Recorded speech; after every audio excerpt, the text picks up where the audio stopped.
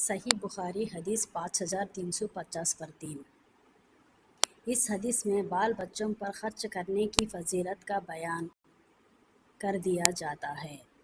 اس حدیث میں ابو ہریرہ رضی اللہ تعالی عنہ کی روایت ہے کہ نبی کریم صلی اللہ علیہ وسلم نے فرمایا کہ بیویوں اور مسکینوں کے کام آنے والا اللہ کے راستے میں جہاد کرنے والے کے برابر ہے، یا رات بھر عبادت اور دن کو روزہ رکھنے والے کے برابر ہے۔ جو اپنے بیوی بچوں اور مسکینوں پر خرچ کرے اس کا ثواب تو اللہ کے راستے میں جہاد کرنے والے کے برابر یا رات بھر عبادت کرنے والے کے برابر اور دن کو روزہ رکھنے والے کے برابر ثواب ملے گا۔ صحیح بخاری حدیث 5350 پر 4۔ اس حدیث میں سید رضی اللہ تعالی عنہ کی روایت ہے کہ نبی کرم صلی اللہ علیہ وسلم نے ایک مرتبہ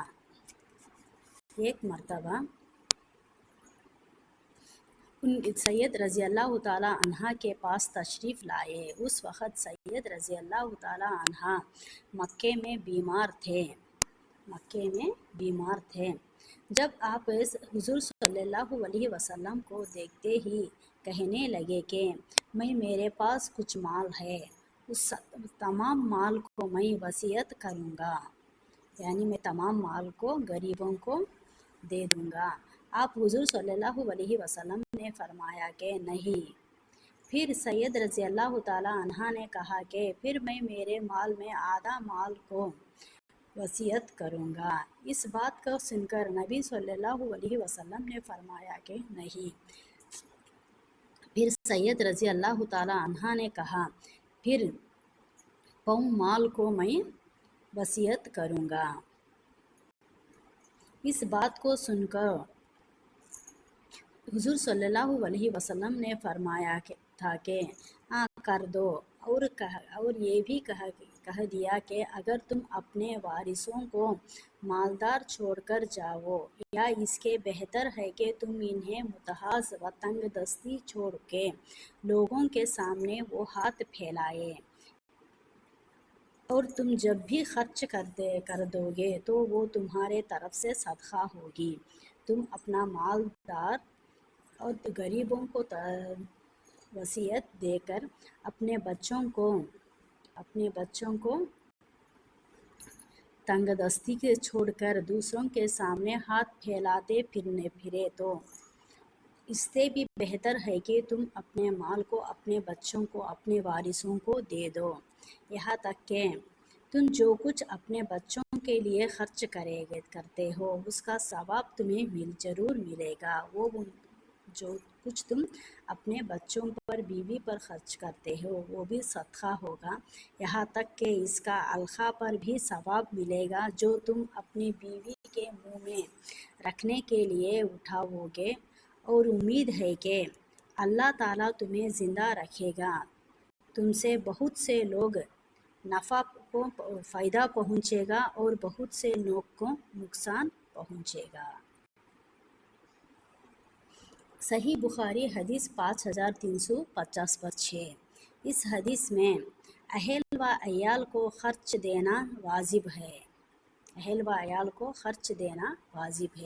اس حدیث میں ابو ہریرہ رضی اللہ تعالی عنہ کی روایت ہے کہ ہمارے نبی کرم صلی اللہ علیہ وسلم نے فرمایا کہ بہترین خیرات تو وہ ہے جسے دینے پر بھی آدمی مالدار ہی رہے، اور ابتدا ان سے کرو جو تمہارے نگرانی میں ہے، جن کے کھانے پہننے کے تم ذمہ دار ہو۔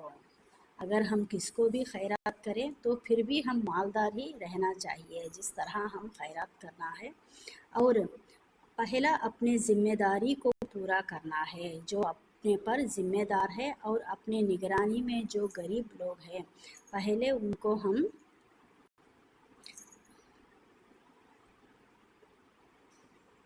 ہمیں ان کو ذمہ داریوں کو پورا کرنا ہے۔ صحیح بخاری حدیث 5350 پر 7۔ اس حدیث میں عمر رضی اللہ تعالی عنہ کی روایت ہے کہ ہمارے حضور صلی اللہ علیہ وسلم نے بنی نذیر کے باغ کی کھجوریں بیچ کر اپنے گھر والوں کے لیے سال بھر کی روزی جمع کر دیا کرتے تھے۔ ہمارے حضور صلی اللہ علیہ وسلم اپنے گھر والوں کے لیے سال بھر کی روزی جمع کرنے کے لیے بنی نذیر کے باغ کے کھجوروں کو بیچ کر اپنے گھر والوں کے لیے سال بھر کی روزی جمع کر دیا کرتے تھے۔ صحیح بخاری حدیث 5350 پر 7 5350 پر 7۔ اس حدیث میں عمر رضی اللہ تعالی عنہ کی روایت ہے کہ کسی عورت کو شہر غائب ہو جائے، اس عورت کے اور بچوں کے خرچ کا بیان۔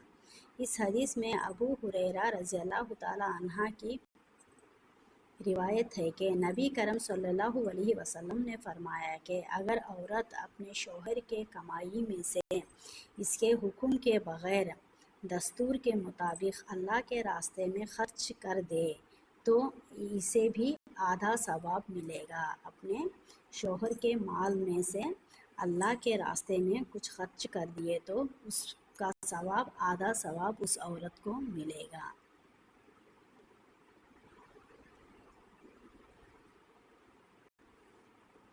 صحیح بخاری حدیث 5360 پر 1۔ اس حدیث میں علی رضی اللہ تعالی عنہ کی بیان ہے کہ ایک مرتبہ فاطمہ رضی اللہ تعالی عنہ نبی کرم صلی اللہ علیہ وسلم کے خدمت میں ایک شکایت کرنے کے لیے حاضر ہوئے کہ چکی پیسنے کی وجہ سے ان کے ہاتھوں میں تکلیف ہو رہی ہے۔ انہیں معلوم ہوا کہ نبی کرم صلی اللہ علیہ وسلم کے پاس کچھ غلام آئے ہیں، لیکن اس وقت نبی کرم صلی اللہ علیہ وسلم سے ان کی ملاقات نہ ہو سکی، اس لیے عائشہ رضی اللہ تعالی عنہ سے بیوی فاطمہ رضی اللہ تعالی عنہ اس کا ذکر کیا۔ جب حضور صلی اللہ علیہ وسلم تشریف لائے تو عائشہ رضی اللہ تعالی عنہ نے آپ سے فاطمہ رضی اللہ تعالی عنہ کا تذکرہ کیا ہے۔ علی بیان کیا کہ پھر نبی کرم صلی اللہ علیہ وسلم ہمارے یہاں تشریف لائے، رات کے وقت یہاں ہمارے گھر تشریف لائے۔ ہم اس وقت اپنے بستروں پر لیٹ چکے تھے، ہم نے اٹھنا چاہا، آپ صلی اللہ علیہ وسلم نے فرمایا کہ تم دونوں جس طرح تھے اسی طرح رہو۔ پھر نبی کرم صلی اللہ علیہ وسلم نے میرے اور فاطمہ کے درمیان بیٹھ گئے، میں نے آپ کی قدموں کی ٹھنڈک اپنے پیٹ پر محسوس کی۔ پھر آپ صلی اللہ علیہ وسلم نے فرمایا، تم دونوں نے جو چیز مجھ سے مانگی ہے، کیا میں تمہیں اس سے بھی بہتر ایک بات بتاؤں؟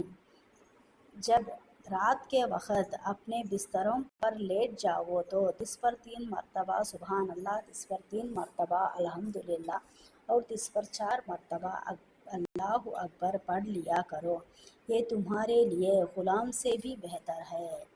اگر تم کام کر کے تھک کر بستر پر لیٹتے وقت 30 پر 3 مرتبہ سبحان اللہ، 30 پر 3 مرتبہ الحمدللہ اور 30 پر 4 مرتبہ اللہ اکبر پڑھنے سے آپ کام کرنے سے جو تکلیف ہوتی اس کا سکون ملے گا، یہ ذکر کرنے سے اس کا سکون ملے گا۔